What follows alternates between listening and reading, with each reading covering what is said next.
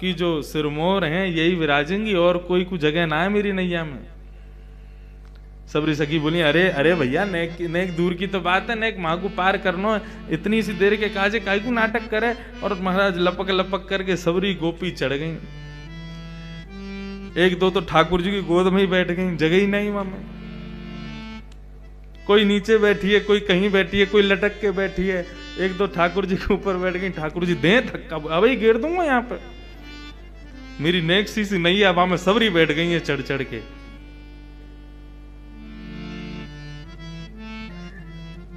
अभी भैया एक पद दिखा रहे थे श्री ध्रुवदास जी को, वहां में नैया देखो कितनी सुंदर वर्णन, यहाँ की नैया देखो। ये पहलो नौका विहार है, बाकी बात तो फिर बहुत सुंदर सुंदर नौका आई, वहां में ठाकुर जी आनंद कर रहे हैं, वो सब है। लेकिन हमारे ब्रजवासी ब्रज के भाव सो तो ऐसो ही बता मैं। नेक सी नौका में सबरे बैठ गए। अब ठाकुर जी नौका चलाना शुरू किए। जैसी नौका नेक दूर गई अपने स्थान से, नेक दूर जाते ही ठाकुर जी तो उबासी लेने लगे जोर जोर की। कभी यहाँ को हूं मैं, कभी वहां को हूं मैं। गोपी बोली, कहा भैया तेने पतवार क्यों छोड़ दी, चला काई कुनारो?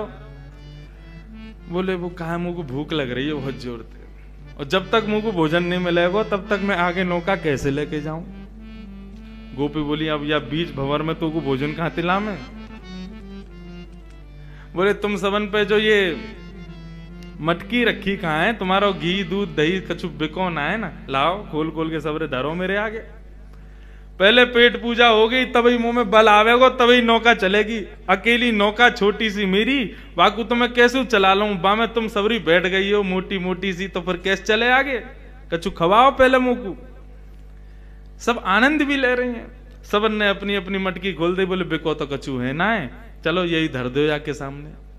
हाँ, कहीं पतो चली पल्लंगू पहुंच गई होके कछु द्रव्य दो तो हम कहते हो देंगे, हमने दही तो दे दियो तो है। सबन ने खोल खोल के ठाकुर जी के आगे धर दियो। ठाकुर जी टेढ़ी सी नजर करने लगे। तुम्हें पतो ना है, मैं अपनी मैया को बहुत लाड़ लूं, अपने हाथन से ना पाऊं, मुंह को पवानो पड़े। गोपी बोली, भैया ऐसा मला पहली बार मिलो है, पीछे ही पड़ गो है। सब गोपियां आने लगी आकर के अपने हाथन से। ठाकुर जी बोले, तुम में तो बदबू आ रही, तुम सबरी हटो, तुम्हारे हाथन से नहीं पाऊंगा। तो बोले, वो जो बैठी कहाँ है सामने गौर वरण, उनके हाथन से पाऊंगा। गोपी बोली, अब फेंक देंगी जमुना जी में, जो मन में आ रहा हो सो करते जा रहा हो, उनके चरण धोले, उनके हाथे सिर पर धरवा ले, सब कामन न कर रहा हो, अब यूं करो उनके हाथन से पाऊंगो। ठाकुर जी बोले, तो फिर नहीं पाऊंगा। बोले, मत पावे। बोले, तो ठीक है, फिर हम सो रहे हैं, अपने आप चला लियो नौका को। सब गोपी बोली, कहा करें भैया, ये तो ऐसे माने को ना है, या को तो नवनीत चाहिए, और श्री किशोरी जी के हाथन से ही पावेगो। आहा,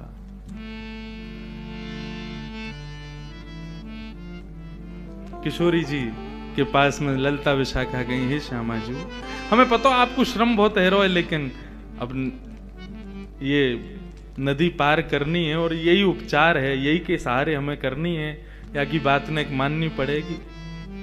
पल्लम को जाकर के, और जैसे ही हम नौका में से उतर जाएंगे, या को सबक तो हम सिखाएंगे जरूर, लेकिन हे श्यामा जी, नेक आपको आज हमारी वजह से सुबह से बहुत श्रम हुआ, हम आपकी खूब सेवा करेंगे। नेक एक बात और मान लो, किशोरी जी बोली, कहा अपने हाथन से नेक याकू माखन और दही ये सब पवाए दो।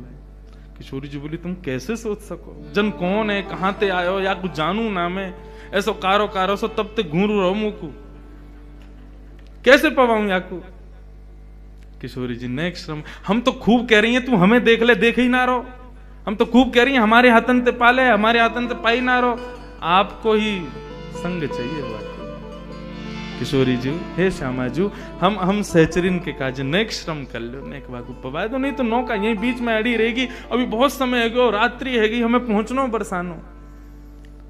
सो किशोरी जी गई हैं और जाकर के समस्त गोपीन के मटका में से ठाकुर जी को पवा रही हैं। आहा,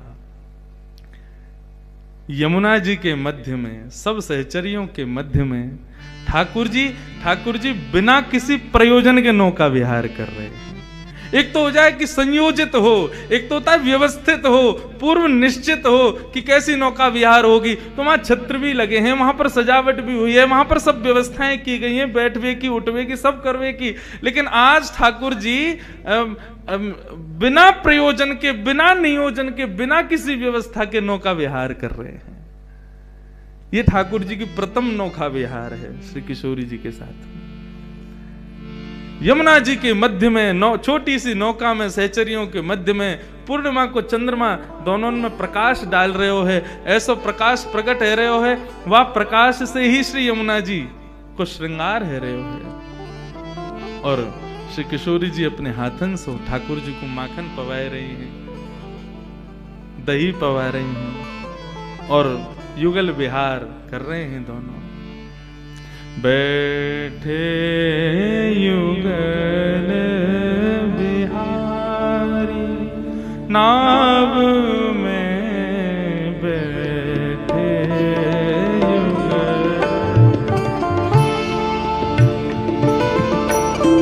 गाओ बैठे युगल बिहारी नाव में बैठे युगल बिहारी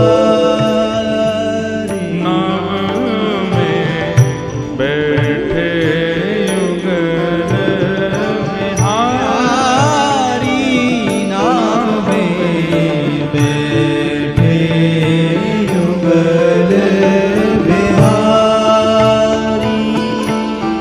ओ सैर करन घाटन की गवने, सैर करन घाटन की गवने।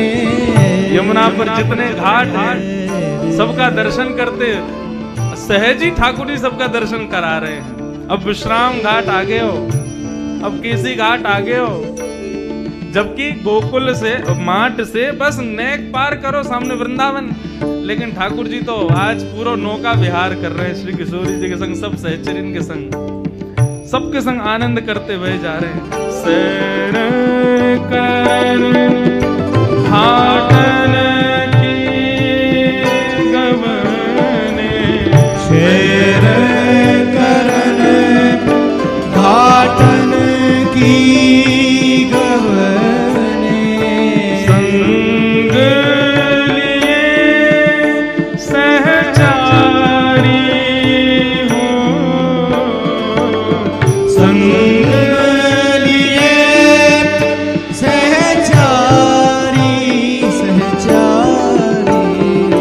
बैठे युगल बिहारी बिहार में बैठे युगल बिहारी नाव में बैठे युगल बिहारी।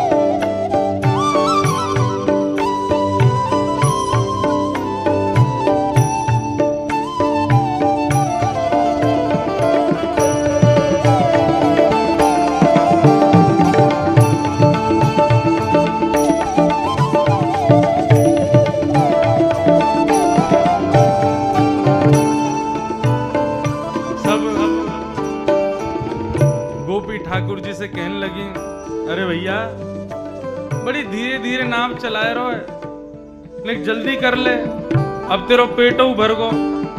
अब तो इन्हें जैसे कहीं माखन खवाए दियो, दही खवा दी, सब प्रकार की तेरी सेवा कर दी, अब तो ने जल्दी जल्दी चला। ठाकुर जी 2 बार चला में और चला के फिर रुक जाए। बोले कहा भयो? बोले ऊर्जा खत्म है गई है मेरी। बोले कैसे मिलेगी तेरी ऊर्जा? बोले तुम सब मेरे सामने ते हटो, जो गोरी सी है ना सलोनी सी, उनको मेरे सामने बैठाए दो, वो मुंह को दिखती रहेंगी तो मुंह को ऐसा लगा को मुंह को ऊर्जा मिल रही, मैं जल्दी जल्दी ले चलूंगा नाव। सब गई किशोरी जू यूं कह रहा है कि आप बाके सामने बैठ जाओ, आपको देखत देखत फिर नाव चलावे। वो किशोरी जी बोली, आज तुम कहा का करवाओगी मोते? मेरे हाथन सो माखन खवाए दियो, अब कह रही हो बाके सामने जाके बैठ जाऊं मैं, मुंह को देख के नाव चलावे को। किशोरी जू, यदि ये यमुना ना होती, बीच भंवर में नाव नहीं होती और रात्रि को अंधियारो नहीं होता, हम आपको कछु नहीं करन देती, लेकिन आज कृपा करो बैठ जाओ। नेक देर की तो बात है, अभी पहुंचावे। किशोरी जी उठ करके आई और आकर के श्याम सुंदर के सामने बैठ गई, लेकिन टेढ़ी सी नजर करके बैठी, देख नहीं रही कन्हैया को। गोपी बोली, हाँ भाई अब चला, देख ले, सामने बैठ गई है तेरे। ठाकुर जी 2 बार चला में फिर रुक गए। सबरी आई, बोले अब का है गो, अब काई को रुक गए हो? ठाकुर जी बोले, इनसे कहो ये भी मुंह को देखें, ये भी मेरी ओर निहारें और मेरी नेत्रन में देखें, तब चलाऊंगा नाव। देख तेरी बहुत है रही है, देख ले, तू बहुत ज्यादा कर रहा है, तू जाने ना है कौन है ये तेरे सामने बैठी कहाँ है, और बार बार बेर बेर तू अपने मन की मनमानी करवा रहा है, तू जाने ना है अभी इनको। बोले ये कोई भी हो, तुम कोई भी हो, अपनी स्थिति देख लियो, तुम कहाँ हो, मैं तो कूद जाऊंगा, तैर के पार कर जाऊंगा, आती रही हूं फिर अपने आप।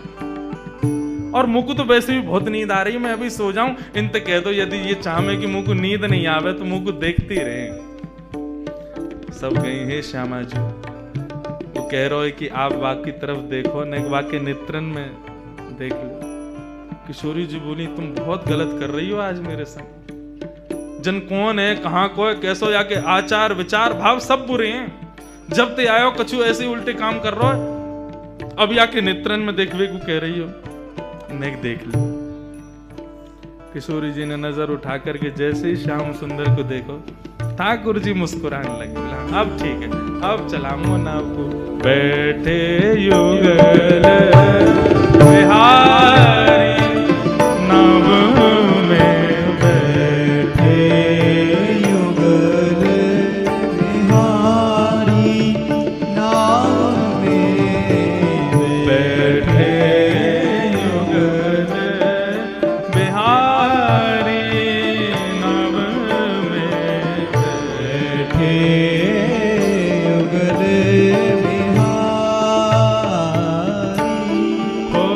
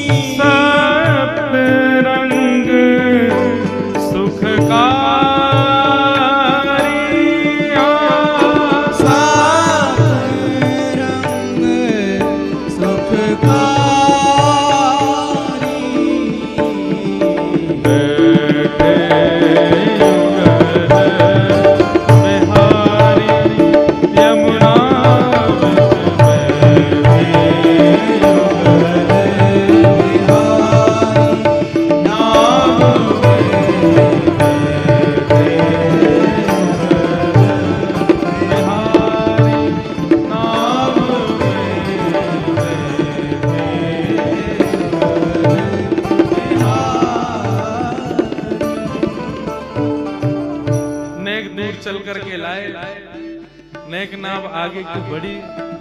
किशोरी जी देख तो रही हैं लेकिन तिरछी नजर से देख रहे हैं और श्याम सुंदर बेर बेर नजर देख रहे हैं। किशोरी जी को कभी कभी आभास होवे कि ये नेत्र तो कहीं देखें, कि जा तरीका ते अपने कटाक्ष नेत्रन को घुमावे, ऐसा लगे कि आपको कहीं देखो है मैंने। लेकिन फिर मन को भाव समझा में, वो थोड़ी ऐसा क्या, ये तो कोई कुभाव वारो है। जब से आयो ऐसी बुरी नजरन से मुंह को देख लो। देखो निहाना दो भाव चल रहे हैं, एक भाव कथानक अलग विषय की नौका यात्रा चल रही है और पद के भाव से एक अलग नौका यात्रा चल रही, दो नौका यात्रा एक संग चल रही है। यहाँ पर जो कथानक कही जा रही है वो नौका यात्रा एक ब्रज के भाव की नौका यात्रा है, जहां पर किशोरी जी को नहीं पता कि ये श्याम सुंदर हैं, ये व्यवस्थाएं, ये सब कुछ भी नहीं है, केवल नौका विहार है। लेकिन ये उस श्रेष्ठ नौका विहार का ही प्रारंभ है, उसका ही प्रयोजन है, उसका ही प्रारंभ करता है। ठाकुर जी चलाते चलाते फिर से अपनी पतवार रोक दें। गोपी बोली अब का है गो, अब काई को रुको, मुंह पे चलना रही ना, अब तुम सबरी बहुत भारी हो, दो चार कूद जाओ तब चलाऊंगा। गोपी गई, लाला तेने बहुत नेक सो नेक सी तेरी नाव है, लेकिन तेरी बात बहुत बड़ी बड़ी है। 1 घंटा ते एगो तो इतने नाटक कर रहा है, क्यों ना चला रहो ध्यान ते।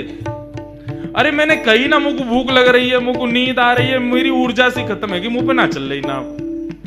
अब हम क्या करें बता, तुम हमें बैठा ला। बोले मैं तो एक को बैठावे की कही, मुंह का पता ही मैं 1200 कन्हैया नेक 100 इतनो श्रम मोते करवा रही हो तुम सबरी। कोई को अगर वृंदावन में पता चल गई ना मैंने इतना श्रम किया है, सबरे आ जाएंगे कल तुम्हारे घर। अब लाला पता अब हम कहा करें, बीच में फंसे में। ठाकुर जी बोले एक काम करें, मुंह पे एक मंत्र आवे, वह मंत्र को मैं ये जो तुम्हारी ये है ना किशोरी जी, हाँ इनके कान में कह दूंगा। अच्छा, वहां मंत्र को सुनते ही नाव अपने आप चलन लगेगी। गोपी बोली हमारे कान में बोल दे। तुम्हारे कान में ना बोलूंगा, इनके कान में ही बोलूंगा, इनके समीप जाके बोलूंगा और मैं खुद अपने मुख से इनके कानन में कहूंगा। जब ये वह मंत्र को सुनेंगी ना, तुम देखियो जादू होगा, अपने आप नौका चलन लगे, किनारे पहुंच जाओगी।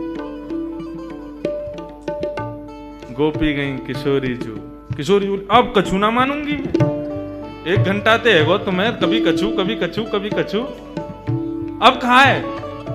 किशोरी जी वो एक बात कह रहा, बाकी ने एक बात सुन लो। बोलो सुना ना, कान में कहेगो, कान में मेरे समीप आवेगो, ने कर लियो। किशोरी जी बोली तुम लोग बहुत अनधिकारी चेष्टा कर रहे हो, तुम सबन के सहचरत्व को कहा है गए हो। जो मेरे सामने छोटे छोटे कीड़ा भी आ जा मैं कभी, तो तुम वाकू भी एक श्रम मान करके दूर कर दे हो। आज ये अनजान को मेरे समीप क्यों ला रही हो। सब सहचरी बोली हमें ऐसा पता होती कि ऐसी व्यवस्था अव्यवस्थित रह जाएगी, हम कभी ना करती किशोरी जी, लेकिन केवल अभी मरता कहां ना करे, ऐसी स्थिति में पड़े कि हमें करना पड़ेगा। हे श्री जी, हे श्यामा जी, आपके चरणन में बार बार प्रणाम करके कह रहे हैं, यदि आके मंत्र बोलवे तो नैया पार है जाए, हम 2 मिनट में उतर के हमें जल्दी बरसानो लेके जानो, आपको हमें चिंता है रही है, अम्मा बाबा आपकी प्रतीक्षा कर रहे होंगे। किशोरी जी बोली और कोई उपचार ना है। समीप आके कान में ही बोलेगा, बोले हाँ मेरे ही बोलेगा, बोले हम बे। ललता बोली मैं तो तब ती बैठी हूं, मेरे पाम धो ले, मेरे हाथन सो खा ले, मुंह को देख ले, मेरे कान में बोल ले। मुंह को तो घास ना डाल रो, मुंह को तो देखे भी ना है। किशोरी जी बोली अच्छा कहो बासे, आए को कहे को कान में। ललता विशाखा बोली लाला चल, किशोरी जी बुला रही हैं और जल्दी ते मंत्र बोल दे, और एक क्षण में मंत्र बोल के दूर रह जाइयो, कहीं चिपक जाए, वहीं बोलने लग जाए ना, फेंक देंगी तो जमुना जी में। हाँ हाँ बस नेक बोलूंगा, नेक बोलते ही दूर रह जाऊंगा। सबरी लेकर के गई, नेक सो कन्हैया। किशोरी जी देख रही जन पतो ना कौन है, कहाँ ते आयो, कहा करवे में लग रहा है। किशोरी जी ने मुंह फुला करके कान अपनो आगे कियो, बोल ऐसे नहीं, प्रसन्नता में सुनो, मंत्र है सिद्ध कियो मेरे बाबा ने, वाकू प्रसन्नता से सुनोगी तो ही फलीभूत होगो। किशोरी जी मुस्कुराने लगी, अच्छा भैया बता दे, कान में बता। ठाकुर जी समीप जा रहे हैं और समीप जाकर के कान में मुख स्पर्श करा करके, हे कृष्ण मनोहारिणी, हे वृंदावनेश्वरी, हे कृष्ण मनोहारिणी। जैसे ही कृष्ण मनोहारिणी बोले हैं, श्री किशोरी जी को रोम रोम प्रफुल्लित है गयो, पूरा अंग झंकृत है गयो, नेत्रन में अश्रुपात जैसे प्रकट है गए हो। मुखमंडल देखने लगी, कौन हो तुम? ठाकुर जी बोले मुझको नहीं पहचानी आप, सही से बताओ कौन हो तुम? इतने में ही समस्त गोपांगनाओं के मध्य में, पूर्णिमा की चंद्रमा की छांव में, श्री यमुना जी के मध्य में, किशोरी जी के सन्मुख ठाकुर जी ने जैसे ही अपनी पाग उतारी है, घुंघराले केश प्रकट है गए, मोर पिछ प्रकट है गयो, गले में वनमाल प्रकट है गई, वंशी प्रकट है गई, त्रिभंग लली ठाकुर जी को रूप प्रकट है गयो।